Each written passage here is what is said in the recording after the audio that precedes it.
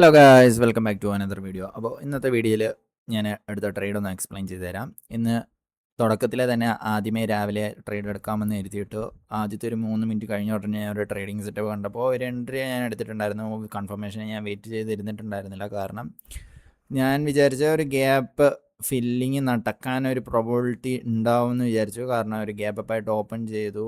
അപ്പോൾ ഞാൻ അങ്ങനെ ഒരു എക്സ്പെക്റ്റേഷനിലിരിക്കുമായിരുന്നു. പക്ഷേ ആ ഒരു അല്ലെങ്കിൽ ഒരു പ്രോഫിറ്റ് ബുക്കിംഗ് വരുമ്പോൾ അതിലൊരു നല്ലൊരു ട്രേഡ് എനിക്ക് കിട്ടും എന്ന് വിചാരിച്ചിട്ടുണ്ടായിരുന്നു. അങ്ങനെയായിരുന്നു ഞാൻ ട്രേഡ് കൺസിഡർ ചെയ്തിട്ടുണ്ടായിരുന്നത്. ബട്ട് ഞാൻ ട്രേഡ് എടുത്ത് ആദ്യത്തെ കുറച്ച് നേരം അത്യാവശ്യം നല്ല രീതിയിൽ തന്നെ പോയിട്ടുണ്ടായിരുന്നു. അത് കഴിഞ്ഞിട്ട് തിരിച്ച് ഒരു റിവേഴ്സിൽ വന്ന് നമ്മുടെ ആ ഒരു ഓപ്പണിംഗ് പ്രൈസിൻ്റെ ആ ഒരു പ്രൈസ് റേഞ്ച് വെച്ച് തന്നെ പോയിട്ടുണ്ടായിരുന്നു. അതിനുശേഷം ജസ്റ്റ് ഒരു സൈഡ് വൈസ് കണക്കായിരുന്നു മാർക്കറ്റ് ബിഹേവ് ചെയ്തിട്ടുണ്ടായിരുന്നു. അപ്പോൾ തന്നെ എൻ്റെ സ്റ്റോപ്പ് ലോസ് ഹിറ്റായിട്ട് ഞാൻ എൻ്റെ ട്രേഡിൽ നിന്ന് എക്സിറ്റ് ആയിട്ടുണ്ടായിരുന്നു. അപ്പോൾ ഇന്നത്തെ ദിവസം ഏകദേശം 500 റുപ്പീസ് ലോസാണ് എനിക്ക് വന്നിട്ടുള്ളത്.